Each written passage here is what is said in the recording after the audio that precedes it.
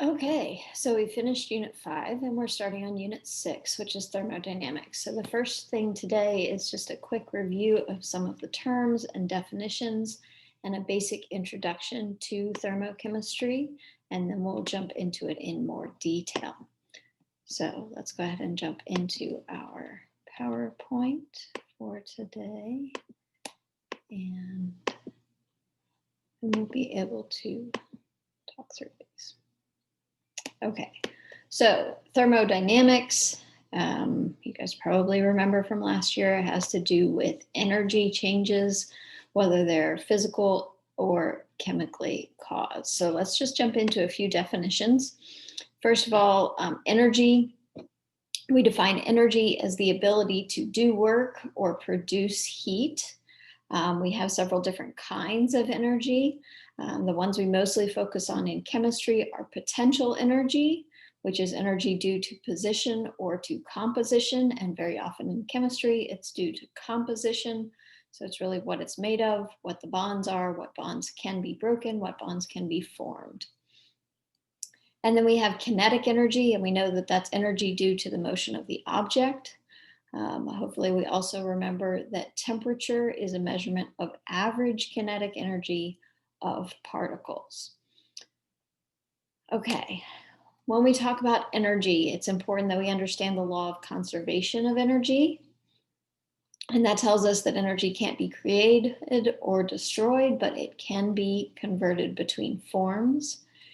And that fits right in with the first law of thermodynamics, which tells us that the total energy content of the universe is a constant. Now, that's the first law of thermodynamics. The second law of thermodynamics, you might remember, tells us that the total entropy of the universe is always increasing. So as we transform energy from one form to another, it becomes degraded, it becomes less concentrated, less useful forms of energy, but it always increases entropy. The energy itself is constant, but the quality of the energy tends to be decreasing. Okay, just a couple more definitions. Endothermic, we remember, are processes in which energy flows into the system, and exothermic are processes in which energy flows out of the system. And if we are specifically talking about reactions, endothermic is reactions where energy flows in, and exothermic is reactions where energy flows out. But we can use the terms endothermic and exothermic to talk about physical changes as well, because both chemical and physical changes are associated with energy changes. Physical changes can be caused by those energy changes. Chemical reactions can cause a change in the energy. So physical changes are caused by energy changes, and chemical changes can cause an energy change. Changes in temperature indicate a change in energy, whether that's simply by a transfer of energy that we call heat, or whether it is the transformation of one form of energy into thermal energy.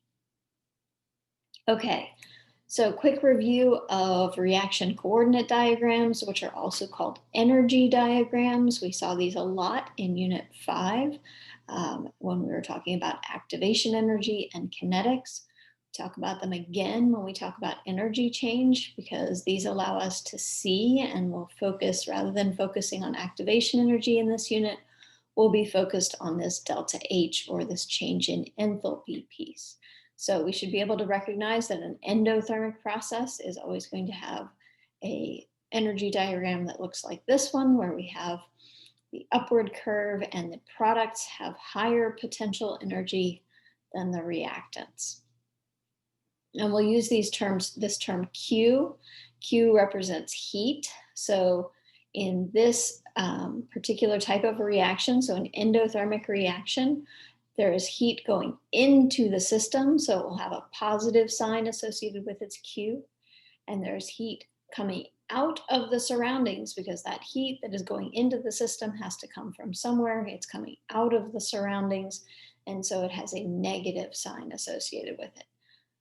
The sign of heat for the system and the surroundings are always going to be opposite.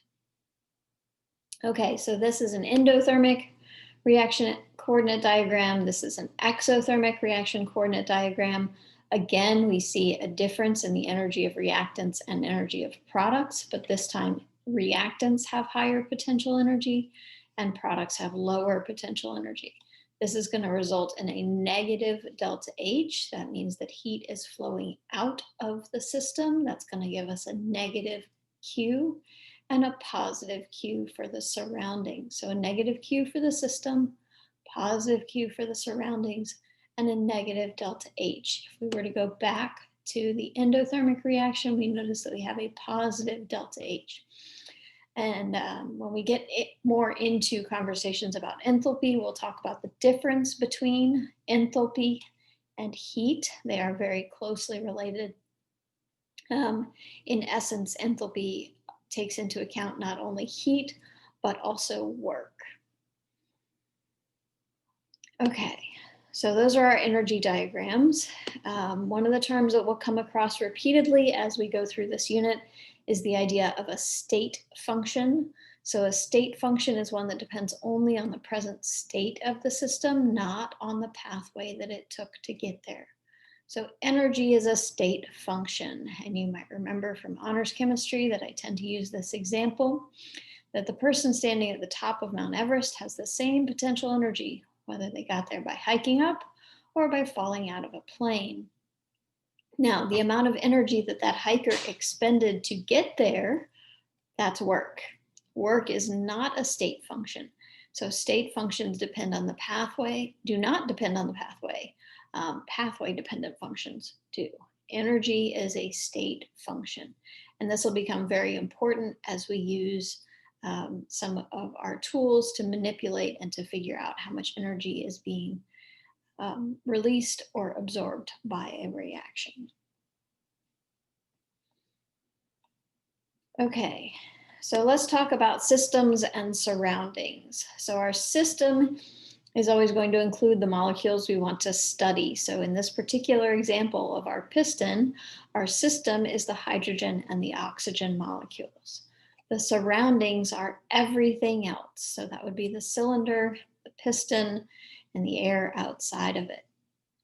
We define our systems differently depending on the problem. So make sure that you're always paying attention to what is being considered the system and what's being considered the surroundings.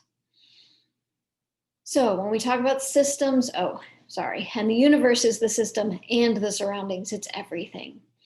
Okay, when we talk about heat, we're going to talk about different kinds of systems. We're going to talk about an open system, and that's where matter and energy can both be exchanged with the surroundings. So this would be an open beaker. In a closed system, energy can be transferred between the system and the surroundings, but matter cannot. So this might be some sort of a sealed flask. And then in an isolated system, neither energy nor matter can be exchanged with the surroundings. So we have the example of this Dewar flask over here. So a Dewar flask is a heavily insulated flask so that energy can't be exchanged between what's in the flask and the surroundings. Usually they're silvered on the inside to reflect the heat back in as well. So we have our system, we have our surroundings, we have the universe. Let's talk about the idea of heat. So heat is actually the term that we use to discuss transfer of thermal energy. Okay, so heat is not in and of itself a thing. It is a form of energy. It is a transfer of energy. Heat is always going to flow from warmer objects to cooler objects. So something that is cold is going to cool down something that is hot. Something that is hot is going to warm up something that is cool. But the energy itself can only flow from areas of high energy to areas of low energy. So heat always flows from warm objects to cold objects. And so we define heat as this transfer of thermal energy because of a difference in temperature. We have several different ways that heat can be transferred. We can have convection, that's the movement of liquids or of gases, and that causes warming. We have conduction, that would be contact with something else, and we have radiation, and that's through the space in between.